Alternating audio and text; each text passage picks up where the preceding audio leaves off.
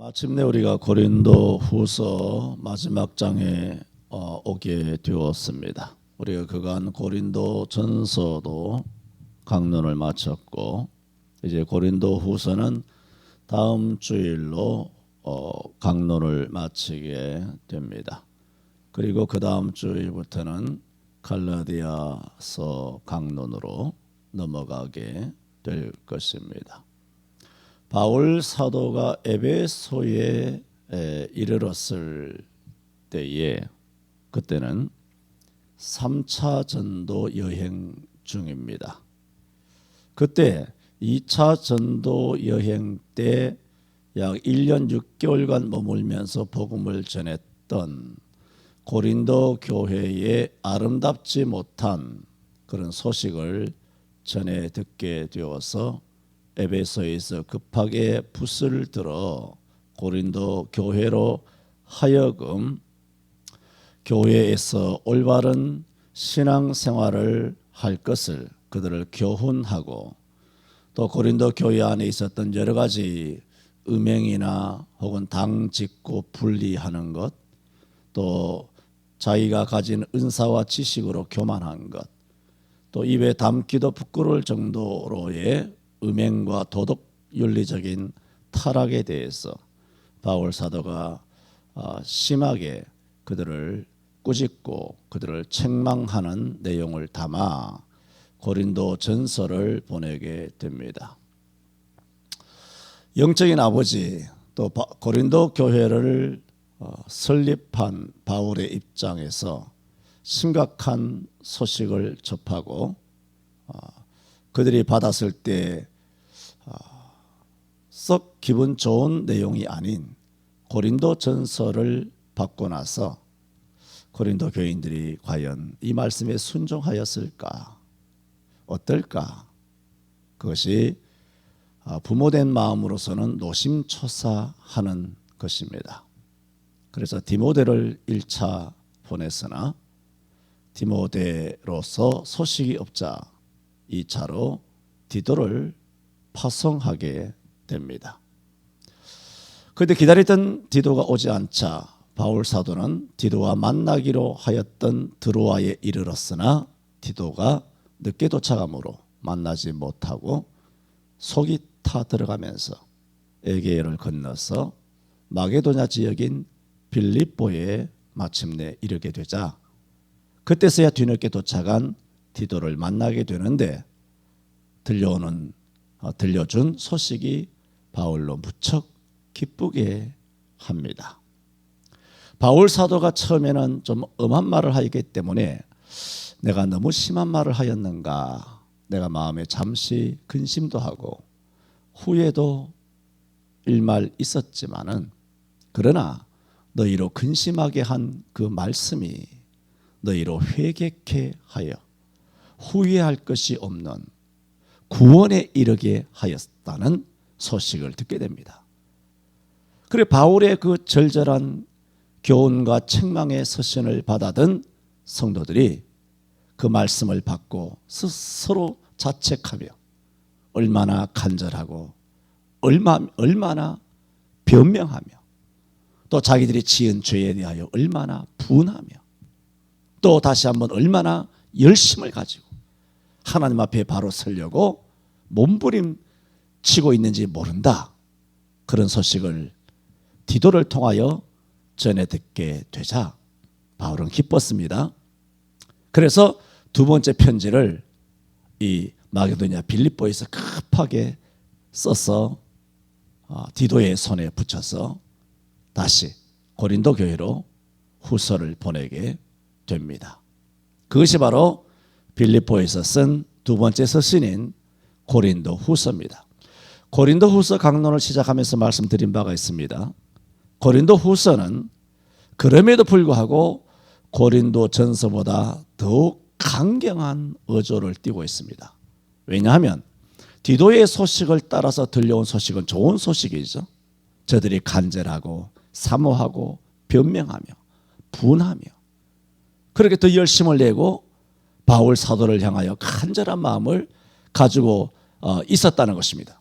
이런 사람들은 고린도 전서의 책망을 통하여 깨닫고 회개하고 주께 돌아온 진실된 고린도 성도들의 소식이었습니다. 그러나 전서를 바꿔서도 여전히 회개하지 않는 불효들 중에는 설상가상 거짓 사도들에 의해서 미혹돼서 왜 죄를 지적하면 대부분의 사람들은 이럽니다. 니는 이렇게 말합니다. 제가 말씀을 드린 적이 있지 않습니까? 일생토록 내가 사용하지 않는 어휘들이 많다고. 심지어 성도들은 어떻게 하는 줄 아십니까? 목사가 뭘 말하면 목사님 전에 이러지 않았습니까? 그게 뭐냐면 목사 니는 그 얘기예요. 전에는 이 말씀 하셨다가 왜 지금은 이렇게 말합니까? 그 얘기예요. 완곡하게 말하자면 니는 그 얘기예요. 그러면 고린도 교인들이 죄를 지적받았을 때 가장 먼저 이 죄를 인정하고 받아들일 수 없고 기분도 너무나 나쁘기 때문에 인정하지 않는 최고의 방법은 최고의 수비가 공격이기 때문에 바울을 공격하고 싶은 것입니다.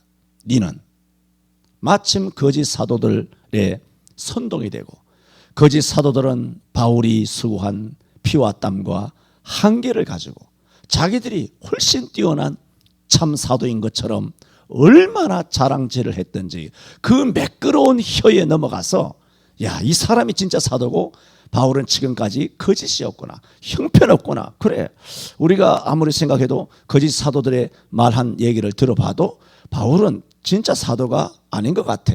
뭐 우리한테 뭐 헌금도 받지도 아니하고 뭐 달라고 하지도 아니하고 뭐 자신감이 떨어져서 그런 것이겠지. 또 뭐 예수님께서 12사도를 부르실 때 예수님이 생존에 계셨을 때 예수님이 직접 세운 사도도 아니고 자기가 어디 가서 뭐 다메섹 도상에서 뭐 어떻게 저떻게 하다가 사도가 됐다는 말을 했지만 우리가 봤냐? 증인이 있냐고. 알게 뭐야? 자기 혼자 뭐 입으로 떠들면서 사도라고 하지 않느냐? 이렇게 선동이 되다 보니 바울 사도의 건드려서는 안 되는 사도직, 사도의 권위, 이것을 후벼파기 시작한 것입니다. 말하자면 똥물을 뒤집어 씌우는 것이죠.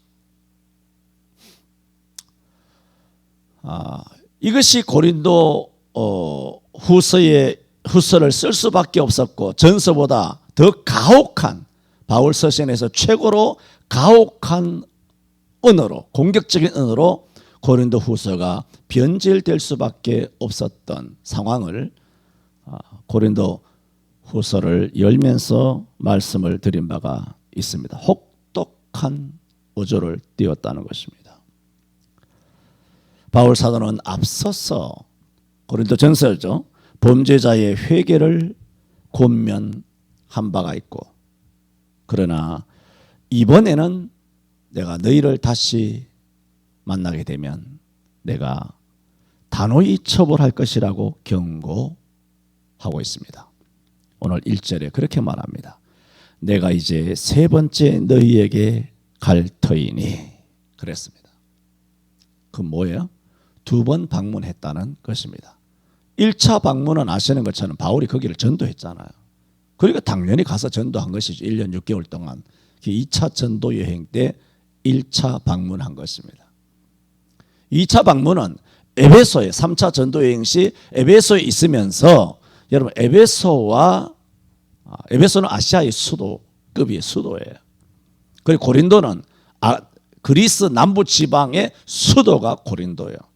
그러므로 이탈리아 로마가 수도죠. 로마 바깥에 큰 도시로 세컨드, 서드로 본다면 두 번째, 세 번째에 무게감이 있는 아프리카의 카르타고나 알렉산드리아를 제외하고 두 번째, 세 번째 큰 도시로 손을 꼽으라면 에베소와 고린도예요. 굉장히 발달한 도시란 말이죠. 로마의 문명이 굉장히 많이 집약화된 그런 도시예요. 그러므로 에베소에서 고린도는 사실은 배 타고 건너가면 그다지 오랜 것이 아니고 대도시끼리는 잘 연결이 되거든요. 부산이 떨어져 있어도 부산과 서울은 연결이 잘 되는 것처럼 대도시끼리는 대륙에서 떨어져 있어도 쉽게 연결이 됩니다. 왕래가 작게 돼요. 그러므로 교통수단도 발달되어 있어 대도시끼리는. 그건 상식 아닙니까? 그러므로 고대 사회에서도 이 고린도에서 이 에베소라고 하는 이 지역은 얼마든지 교통이 편하기 때문에 순식간에 잠깐 왔다 갔다 할 수 있는 교통이 아주 굉장히 발달되어 있는 그런 해상 그런 무역로가 많이 있었단 말입니다. 그러므로 바울 사도가 에베소에 있으면서 잠시 아주 잠깐 이 고린도에 왔다가 간 적이 있으면서 내가 너희를 벌하리라 라고 책망을 한 적이 있습니다. 이제 2번 갔죠. 이제는 3번째 간다는 말을 오늘 후서를 마치면서 말합니다. 그러면서 내가 이번에 가면 내가 너희를 용서치 아니하리라 경고를 합니다. 오늘 이 후서의 마지막 장은 바울 사도는 폐장병들의 거짓 사도들에 미혹된 그런 강팍한 저들의 저항을 완전히 굴복시키고 물밀듯이 진격하는 군대의 장군의 모습을 연상시키고 있습니다. 바울은 그리스도의 사도직의 권위에 무조건 완전히 복종할 것을 요구하고 있습니다. 백기 들고 항복을 촉구하고 있는 선전포고와 같습니다. 그래서 오늘 제목을 바울의 경고라 하는 제목으로 3가지로 말씀을 드립니다. 첫째로 바울 사도는 저들에게 회개할 것을 경고했습니다.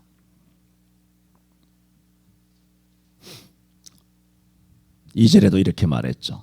내가 이미 말하였거니와 지금 떠나 있으나 2번째 대면하였을 때와 같이, 그러니까 이미 2번 갔다는 얘기잖아요. 2번째 대면하였을 때와 같이. 2번째 대면하였을 때 뭐라고 했느냐?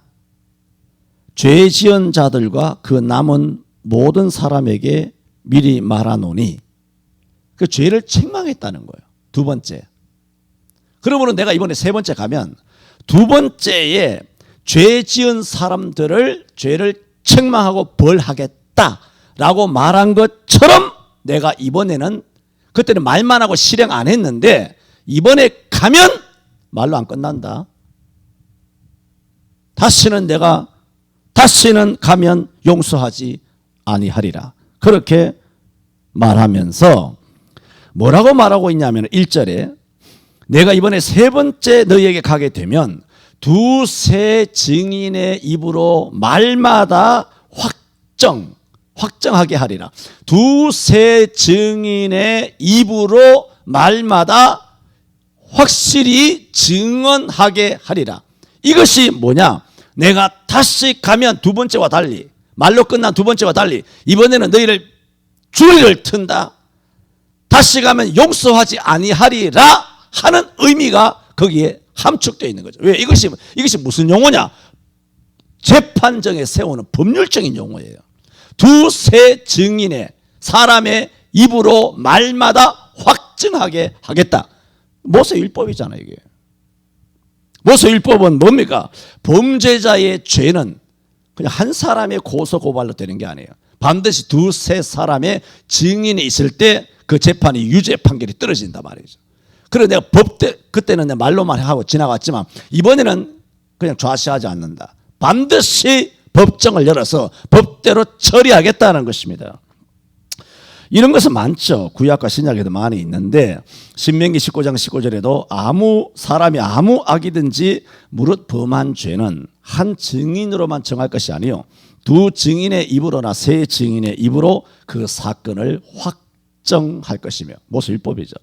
이것이 신약에 와서도 예수님께서도 말씀하셨죠. 마태 18장 16절에 만일 교회의 말을 듣지 않거든 한두 사람을 데리고 가서 두세 증인의 입으로 말마다 증참케 하라. 증인을 내세워서 하나 둘 증거를 더욱더 진술하게 하라는 것입니다. 이처럼 바울 사도는 이번에는 막연히 일을 처리하지 아니하고 마지막 가는 것이죠. 세 번째 너에게 방문하게 되면 법대로 하겠다는 것입니다. 처음부터 법대로 하겠다 한 것이 아니라는 것을 우리는 주목해야 합니다.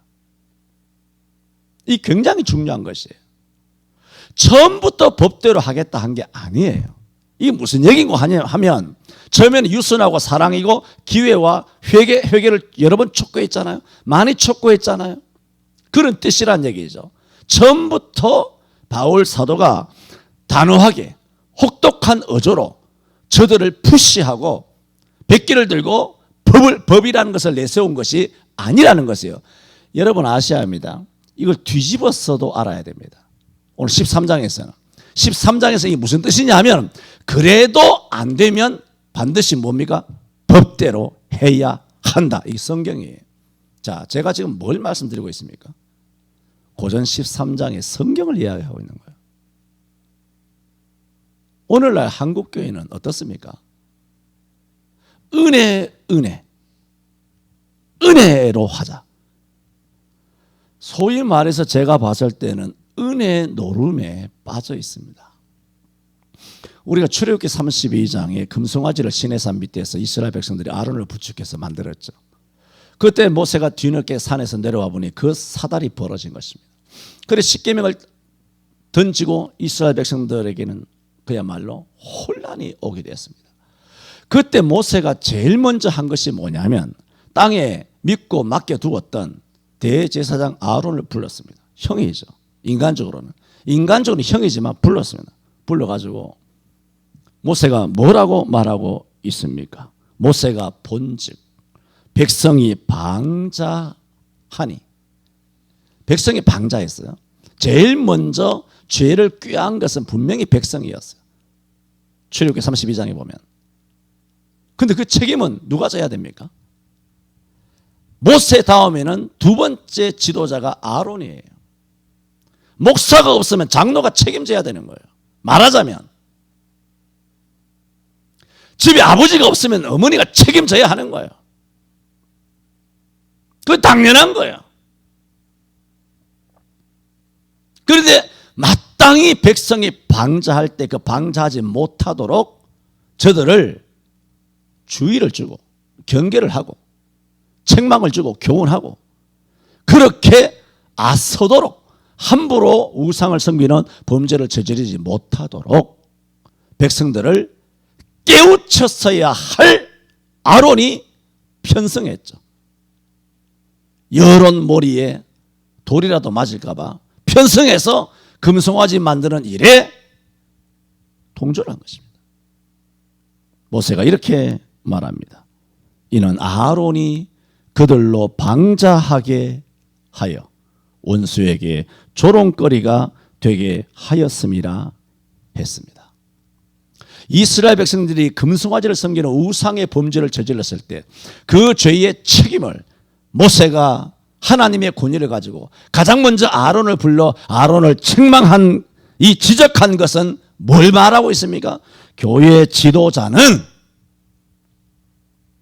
성도가 범죄할 때 어떻게 행동해야 될 것인가를 분명히 우리에게 적시해 주고 있습니다. 그렇게 하고 있습니까? 그렇게 안 합니다. 그냥 은혜 노름에, 사랑 노름에, 온유한 노름에 빠져 있습니다. 여러분, 하나님의 은혜는 7일을 배제하는 게 아닙니다. 정말 7이야말로 은혜입니다. 히브리서에 뭐라고 말했나요? 사생아에게는 징계가 없습니다. 사랑하는 자에게 하나님께서 징계를 하시느니라. 우리가 어떻게 남의 애를 때립니까? 그 폭행죄예요. 요즘 뭐 PC 좌파들에 의해서 글로벌리스트들 온갖 것들에 대하여 부모가 자기 자식도 때리지 못하고 때리면 형사 고발당하고 물론 너무 학대하는 거 이거는 범죄죠. 그러나 마땅히 교훈하기 위하여 부모로서의 권위를 가지고 자녀에게 옳고 그름을 가르쳐주기 위하여 매를 대라는 것은 잠언에도 여러 군데가 나온단 말이에요. 그런데도 이 세상이라고 하는 것은 마귀에게 공중권세 잡은 마귀에 의해서 헌법재판소, 대법원, 판사, 검사, 정치인, 뭐 민주당, 공화당, 무슨 여당, 야당, 대한민국, 미국, 무슨 독일, 영국, 이태리, 일본, 뭐 프랑스 할 것 없이 전 세계 모든 국회의원들과 국회와 모든 법률 단체들과 법을 제정하는 것들이 전부 다 반성경적, 이단적, 적그리스도적으로 동성애를 합법화하고 자녀를 매를 못되게 하고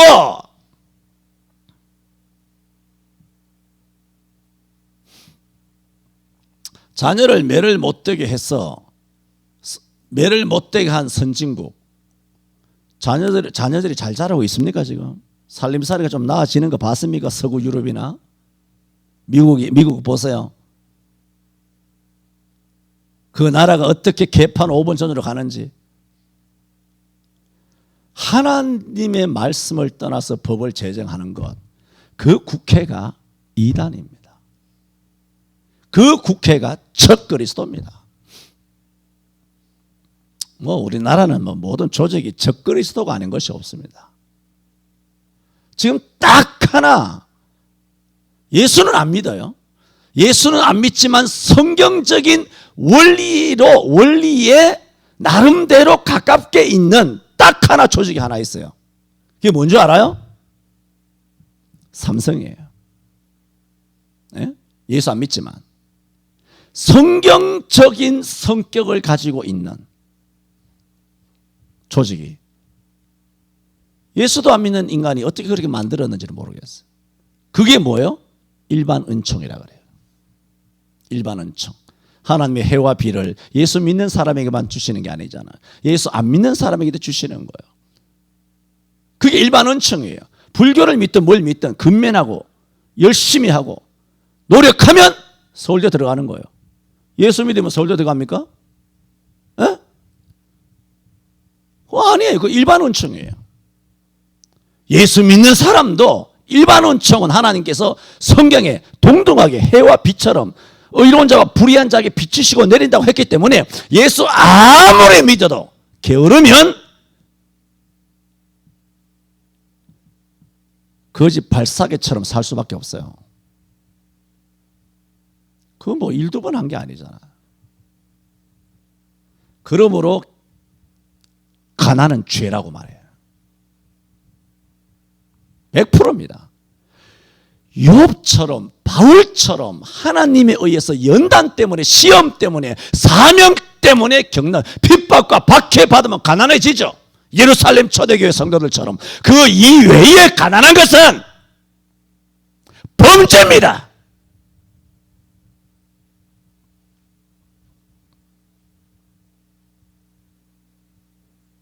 그래서 요즘은 엉망이 되어가지만 기독교가 들어간 나라마다 다 선진국이 되고 복을 받는 거예요. 왜? 기독교는 열심히 살거든요. 가톨릭이 들어간 나라마다 전부 다 박살납니다. 거지 구석기 시대로, 농경사회로, 원시 시대로 돌아가는 게 가톨릭이. 환경이나 자연보호 이따위 썩어 빠진 소리를 하면서 이런 여러 가지 동성애나 낙태나 이혼이나 뭐 술, 담배는 뭐 사실은 별거 아니에요. 이런 거나 저런 거나 많은 범죄가 교회 안에 있잖아요. 국회의원으로서, 법조인으로서, 의사로서, 학교 교수로서 뭐 여러 가지 많은 각계각층의 사람들이 있잖아요. 그들이 범죄하고 있잖아요.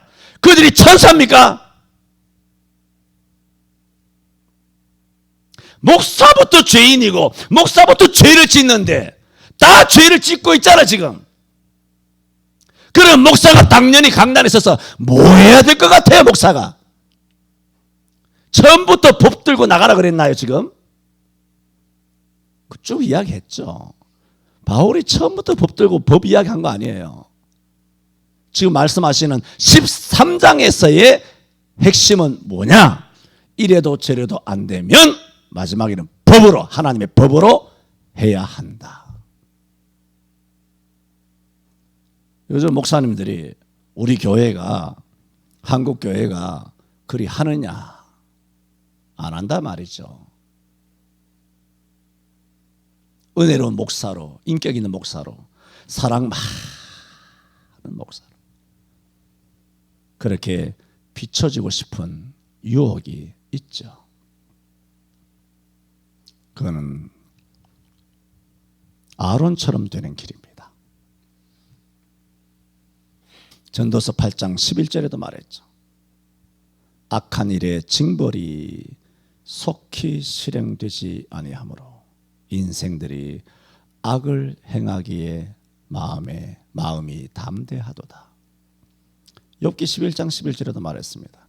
하나님은 허망한 사람을 아시나니 악한 일에 상관치 않으시는 듯 하나 다 보시느니라.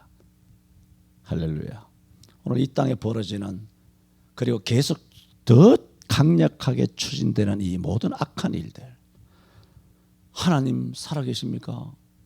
성도들이 너무 낙심하면서 고민하면서 고통하면서 아파하면서 기도하잖아요.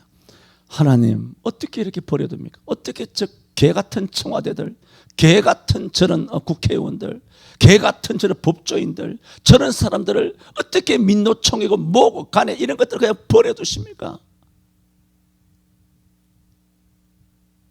얼마나 그리스도인들이 아파합니까? 하나님이 아무 상관치 않으시는 듯 보이죠. 욥기 11장 11절을 말하는 거예요. 그러나 다 보시느니라 그랬습니다. 시편 55편 21절이죠. 50편 21절에도 내가 이 일을 행하여도 내가 잠잠하였더니 너가 나를 너와 같은 줄로 생각하였도다. 그러나 내가 너를 책망하여 내 죄를 내 목전에 차례로 베풀리라. 이게 뭐예요? 재판하겠다는 것입니다. 너가 이 일을 행하여도 내가 입 다물고 가만히 있었더니 내가 네하고 같은 줄 아느냐? 야, 이 XX야. 그 생략된 거예요. 야, 이놈아. 나 하나님인데 네가 네 같은 줄 아느냐? 내가 이제는 돌이켜 너를 책망하며 네 목전에 네 죄를 차례로 베풀리라. 법원에 가면 판사들, 검사들이 다 이야기할 때 죄를 다 이야기하잖아요. 가, 나, 다, 뭐 이렇게 해서 차례대로 죄를 쫙 베풀잖아요. 그게 법정 증거고 법정 선고예요. 그게. 그 뭐예요? 하나님께 법대로 하겠다는 거예요. 마지막에는 말을 해도 안 통하면 법대로 하겠다는 거예요. 주께서 이 땅을 법대로 다스려 주실 줄 믿습니다. 시편 50편 21절에 하나님 한번 찾아봐야 되겠다. 50편 맞네요. 50편 21절 한번 찾은 김에 한번 읽어봅시다. 50편 21절 시작. 내가 이 일을 행하여도 내가 잠잠하였더니 내가 나를 너와 같은 줄로 생각하였도다. 그러나 내가 너를 책망하여 내 죄를 내 목전에 차례로 베풀리라 하시는 도다. 그랬습니다. 모세는 이 마지막에 와서는 1절에 말한 것처럼 두세 증인의 입으로 말마다 확정하리라 했습니다. 저는 오늘 우리 한국교회의 이 작금의 모든 영성을 보면 이제는 법 법을 꺼내서 해야 될 시기가 왔다. 그렇게 봅니다. 법으로. 처벌해야 할 경우는 처벌이 꼭 필요합니다. 지금까지 신약, 구약, 약만 엄청 써왔잖아요. 약만. 약으로 안 되면 수술을 해야 될 거 아니에요. 지금은 약으로 해결될 수 있는 상황이 아니라고 봅니다. 그래서 성경에도 여러 가지 재판을 어떻게 했느냐. 고전 5장 5절에 이런 자를 사탄에게 내어 주었으니 이는 육신은 멸하고 영은 주 예수의 날에 구원 얻게 하려 함이라. 디모데전서 1장 20절에도 그 가운데 후메네오와 알렉산더가 있으니 내가 사단에게 내어 준 것은 저희로 징계를 받아 회방하지 말게 하려 함이라. 마태복음 18장 17절에도 만일 그들의 말도 듣지 않거든 교회의 말하고 교회의 말도 듣지 않거든 이방인과 세리와 같이 여기라. 출교 남같이 여기라는 것입니다. 여러분 고린도 교인들이 그중에 악한 사람들이 계속 해왔다는 것이 뭡니까? 당신에게 사도의 표를 내라는 거예요. 오늘 바울 사도는 이 마지막에 와서 정말 그리스도와 함께 하느냐 그 얘기잖아요. 그리스도께서 인정하시느냐는 거예요. 너 안에 그리스도께서 일을 하시느냐는 거거든요. 실제로 사도의 표를 내라는 것은 여러분 사도직이 국가 공무원직이 아니잖아요. 영적인 직분이잖아요. 누가 임명을 합니까? 누가 수여를 합니까? 무슨 임명장이 있습니까? 아무것도 없어요. 그러므로 이 사도직은 보통 직이 아니죠. 어마어마한 직분이죠. 이 직분은 상상할 수 없는 직분이에요. 이런 직분을 바울 사도가 받았는데 이 직분에 대하여 입을 댄다는 것은 그 어마어마하게 높은 거룩한 영적인 직분은 하나님으로부터 나왔는데 하나님이 수여하시고 하나님이 부르시고 부활의 주님이 직접 다메섹에서 그를 만나서 인정해 주신 것인데 사도의 표를 내라는 것은 너가 그리스도와 함께 하느냐는 거예요. 그리스도께서 너를 위하여 일을 하시느냐 증거를 내라는 말과 똑같은 말이에요. 그걸 바울이 말합니다. 이는 너희가 그리스도께서 내 안에서 말씀하시는 증거를 너희에게 구하는 것과 같은데 한번 들어봐. 너희가 감히 여기에 입을 댔으니 들어봐라. 그리스도께서 내 안에서 말씀하시는 증거를 너희가 구했는데 그리스도께서 내 안에서 말씀하시는 증거를 내가 말하기 전에 증거를 말하기 전에 너희가 그리스도부터 알아야 된다. 그리스도가 누군 줄 아느냐? 말하자면 내게 사도의 표를 증거를 내라고 했다라면 사도의 이 증거는 예수님과 직결되는 거예요. 교회는 사도와 선지자의 터 위에 교회가 세워진 거예요. 교회의 터전이 사도예요. 물론 사도는 신약과 구약의 성경을 말하고 있지만 하지만 직분도 무시 못하고 직분도 사실은 직결되어 있어요. 뗄래야 뗄 동전의 양면과 같아요. 이 직분은 사도의 직분은 그리스도와 그야말로 한 몸처럼 붙어 있다고요. 그러므로 사도의 직분에 입을 댔다는 것은 너희가 그리스도에게 입을 댔다는 거예요. 너희는 그리스도께서 내 안에서 일하는 증거를 내라고 하지만 너희는 그리스도를 잘못 알고 있다. 너희 그리스도가 뭔 줄 아느냐? 이렇게 말합니다. 저는 너희를 향하여 약하지 않고 도리어 너희 안에서 강하시니라. 봐라. 그리스도께서 십자가 못 박혀 돌아가셨지? 그것은 그리스도께서 약하심으로 십자가에 못 박히셨다. 우리를 위하여 사람의 모양으로 우리와 똑같은 육신을 입으셨죠. 히브리서 2장에도 말한 것처럼 히브리 2장 14절 15절에 말한 것처럼 그러므로 그리스도께서 우리 사람의 몸을 입으시는 순간부터 약해지신 것이죠. 그때부터는 이제 목마르고 피곤하고 배고프고 슬프고 십자가에 달리면 죽게 되고 다 그렇게 되는 것이죠. 그래서 약하심으로 십자가에 못 박혔으나 못 박힌 것으로 끝났습니까? 아니죠. 어마어마한 하나님의 능력. 그게 뭔가요? 오직 하나님의 능력으로 살으셨다. 약해서 못 박혀 돌아가신 것은 뭐예요? 일상적인 거예요. 다 죽잖아요. 그거는 기적이 아니에요.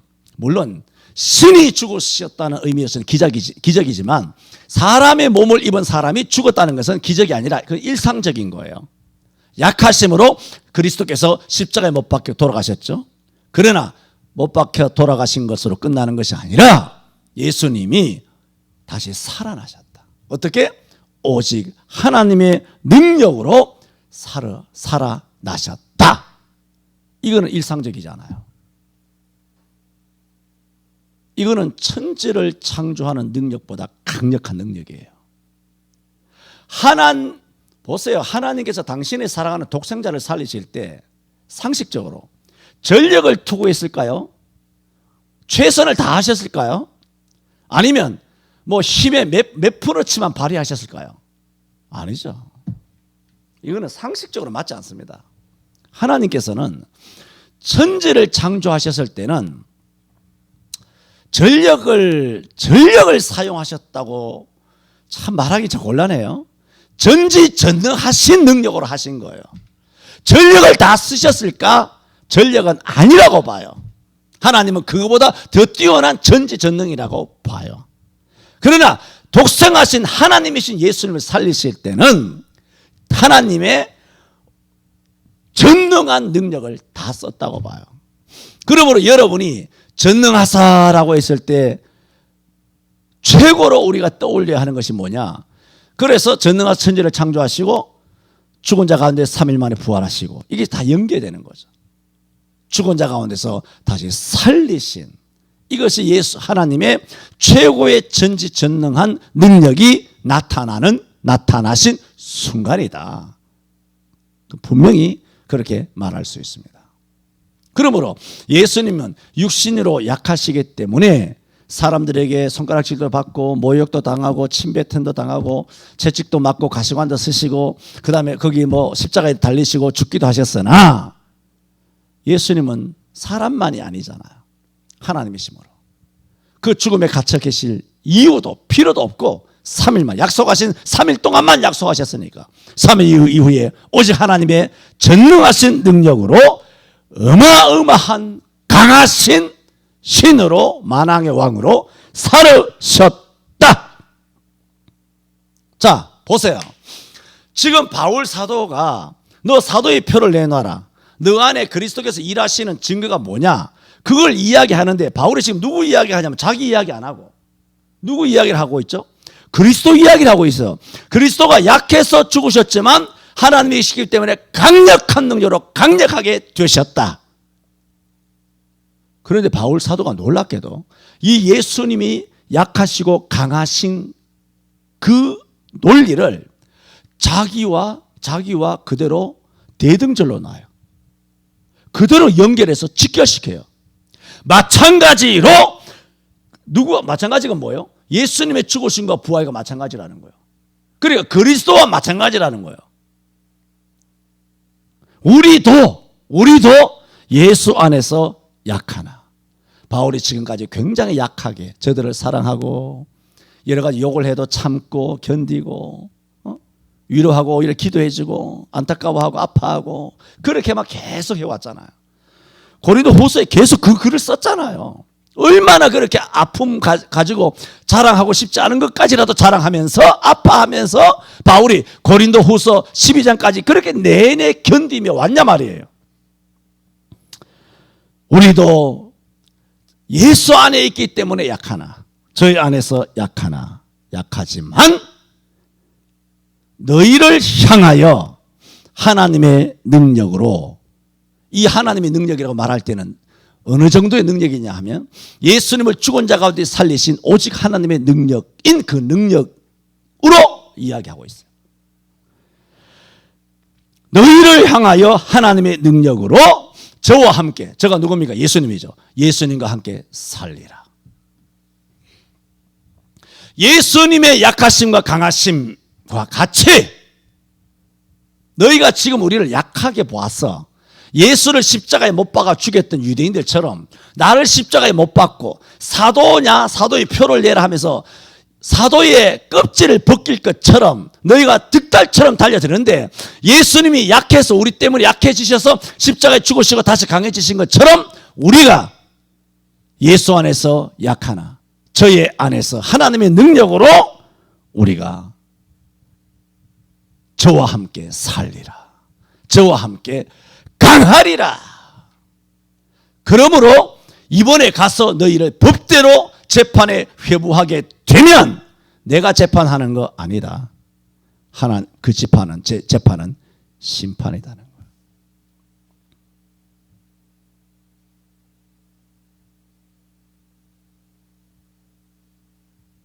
바울 사도는 내가 결코 약한 자가 아니라 너희를 재판하고 징계할 수 있는 그리스도의 직계 대변자, 그리스도를 대신하는 자, 그리스도의 사자, 사신이나 뭐 사자나 대사나 다 왕을 대신하는 거 아닙니까? 그렇게 경고하고 있습니다. 고린도 교회 교인들은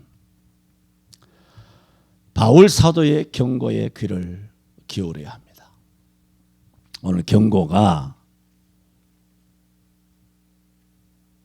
시간이 많이 갔기 때문에 마쳐야 될 것 같아요. 오늘 하나만 말씀을 드렸는데 다음 주에 말씀드릴 수 있을는지는 모르겠습니다만은 일단 하나만 말씀드렸습니다. 무엇을 경고했느냐? 회개할 것을 경고했다. 그러지 아니하면 뭐 하겠다? 법대로 하겠다. 자, 이게 성경이에요, 성경이 아니에요. 자, 지금까지 드린 말씀 중에 이 박 목사의 어떤 개인의 가치관, 개인의 사상, 개인의 고집, 주장, 이설이 들어가 있나요? 들어가 있다라고 생각이 되면 걸러내세요. 안 들으셔도 돼요. 이게 완벽한 성경 해석이다, 본문 해석이다 싶으시면 하나님의 교회가 이 지경까지 가지 않도록 기도해야 합니다. 그러나 이 지경까지 갔다면 하나님의 교회는 서슴없이 고전 13장 말씀처럼 순종해야 합니다. 기도합니다.